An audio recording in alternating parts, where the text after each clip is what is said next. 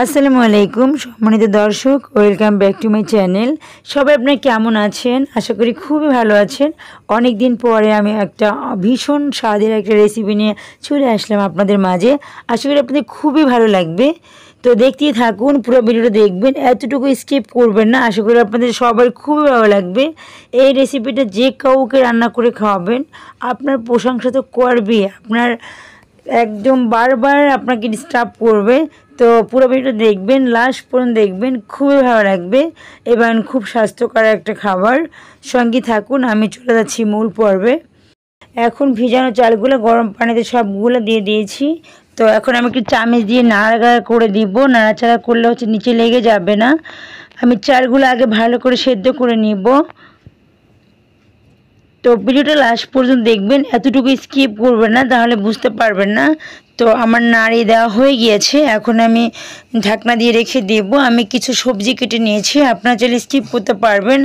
গাজর, তারপরে পটল, পেঁয়াজ বড় বড় করে কেটে নিয়েছি, শাক, আপনারা যে স্কিপ করতে পারবেন, কোনো প্রবলেম নেই, সঙ্গেই থাকবেন। তারপর আমি মাংস নিয়েছি, চিংড়ি মাছ নিয়েছি, আমি হচ্ছে মুরগির মাংস নিয়েছিলাম। এখন আমি এগুলো সাইডে রেখে দিব। এখন আমি যেটা করব, সবজিগুলো ধুয়ে পরিষ্কার করে নিব। তো সবগুলো আমি একসাথেই ধুবো, কোনো প্রবলেম নাই। তো ফাঁকে আরেকটা কথা বলে যাই, যারা আমার চ্যানেলে নতুন এসেছেন, যদি দেখতে দেখতে আমার ভিডিওটা বা আমার রেসিপিটা ভালো লেগে যায়, তাহলে সাবস্ক্রাইব করে রাখার অনুরোধ রইল। আর যারা সাবস্ক্রাইব করেছেন, অসংখ্য ধন্যবাদ। তো এ পর্যায়ে আমার চালটা 60% সেদ্ধ হয়ে গেছে। আপনার চাইলে দেখুন, আমি অল্প অল্প করে উঠিয়ে আমি একটা থালির ভিতরে, এটা ফ্যানের বাতাসে দিয়ে রাখবো, যাতে গরম ভাবটা চলে যায়। তবে একটু খোলা জায়গায় রাখতে হবে, বাতাসে রাখতে হবে, না হলে ওভার কুক হয়ে যাবে।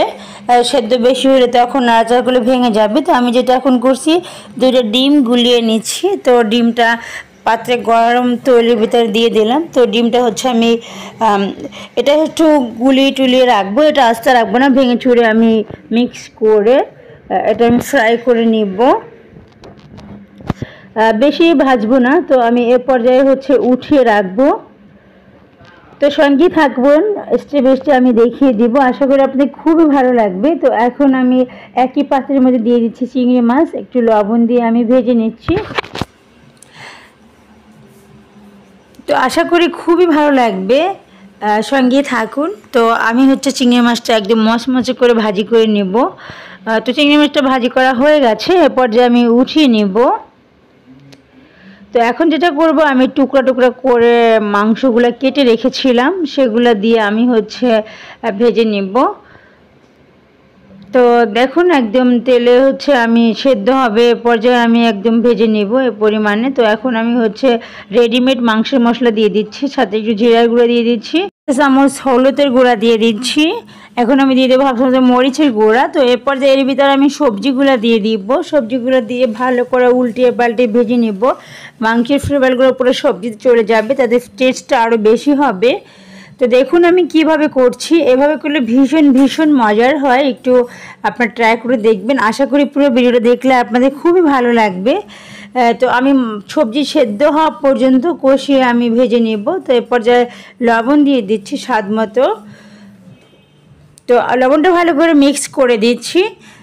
এখন যেটা আমি করব, এরপর যে আমি দিয়ে দেব স্বাদ মিশালি মশলা রাঁধুনির, এটা সবজি যাতে দ্বিগুণ টেস্ট হয়। তো এই মশলাটা আমি দিয়ে দিলাম। আপনারা চাইলে স্কিপ করতে পারবেন, কোনো প্রবলেম নেই।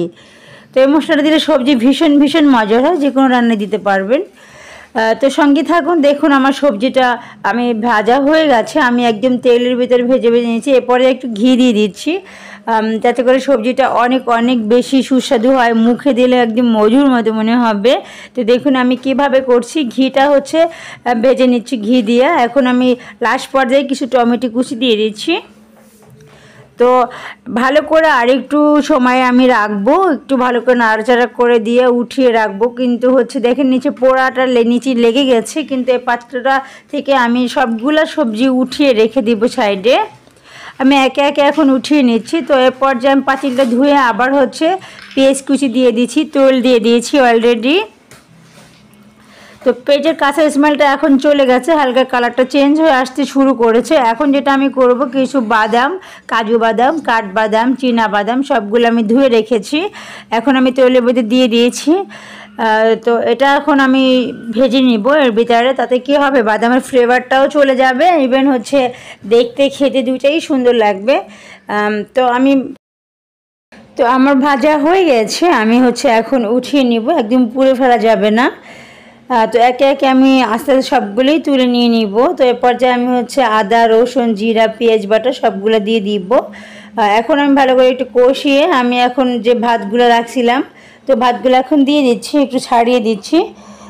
একদম ঠান্ডা হয়ে গেছে, তো আমি সব ভাতগুলো মশলার ভিতরে দিয়ে দিলাম। তো সব ভাতগুলো দেওয়া আমার হয়ে গেছে। তো এরপর যে আমি যেটা করব, যে আমার হচ্ছে ভেজে রাখা ডিম ছিল, ডিম এগুলো দিয়ে দিচ্ছি। তারপর হচ্ছে চিংড়ি মাছ ছিল, সবগুলো আমি এখন দিয়ে দিব। তারপরে পেঁয়াজ, বাদাম যেগুলো আমি রেডি করে রেখেছিলাম, এর পর্যায়ে সবগুলো আমি দিয়ে দিয়েছি। তো দেখুন, আপনি স্কিপ করলে বুঝতে পারবেন না, পুরো ভিডিও দেখবেন। এখন হচ্ছে আরও অনেক টিপস বাকি আছে, তো উল্টিয়ে পাল্টে এখন আমি মিক্স করে নিব। আরেকটা কথা বলা হয়নি, ভাত কিন্তু সেদ্ধ করার সময় আমি হচ্ছে লবণ দিয়ে দিয়েছিলাম, এটা স্কিপ করবেন না আপনারা। তো আমি সবজিগুলোও দিয়ে দিয়েছি। তো ভালো করে আমি মিক্স করে নেব, একে একে সুন্দর করে মিক্স করতে হবে, সাবধানে, বেশি উল্টিয়ে পাল্টিয়ে ভেঙে ফেলা যাবে না, সাবধানে আলতো হাতে উল্টিয়ে পাল্টে মিক্স করে নেব। দেখুন আমি কিভাবে করছি, আমি স্টেপ বাই স্টেপে দেখিয়ে দিব, আশা করি আপনাদের খুবই ভালো লাগবে। তো সঙ্গে থাকুন। তো দেখেন এর পর্যায়ে আমার মিক্স করা হয়ে গেছে। এখন যেটা আরও একটা টিপস বাকি আছে, এ পর্যায়ে আমি দিয়ে দিচ্ছি টমেটো সস, এটা স্কিপ করবেন না। আপনার চাইলে ফিশ সসও দিতে পারেন। এখন আর যেটা করতে হবে, আমি দিয়ে দিচ্ছি সয়া সস। দেখুন সয়া সস দিয়ে দিয়েছি। তো আপনারা চাইলে যে কোনো সস ব্যবহার করতে পারেন, তবে ফিশ সস দিলে খাবারটা বেশি মজার হবে, যেহেতু সবজি আছে। বাট আমি তো চিংড়ি মাছ দিয়ে দিয়েছি, আমার খাবারটা ভীষণ ভীষণ মজার হবে। আমার এই রেসিপি ফলো করলে সবাই মনে রাখবে ইনশাল্লাহ। তো দেখুন কতটা পারফেক্ট হয়ে গেছে, আমার হচ্ছে রান্নাটা হয়ে গেছে, আমি এ পর্যায়ে পরিবেশন করে নিব। তো পুরো ভিডিওটা দেখার জন্য, সঙ্গে থাকার জন্য অসংখ্য ধন্যবাদ। তো আজকে এ পর্যন্তই, দেখা হবে অন্য কোনো রেসিপি নিয়ে। তো পুরো ভিডিও দেখার জন্য অসংখ্য ধন্যবাদ, ভালো থাকবেন, আল্লাহ হাফেজ, আসসালামু আলাইকুম।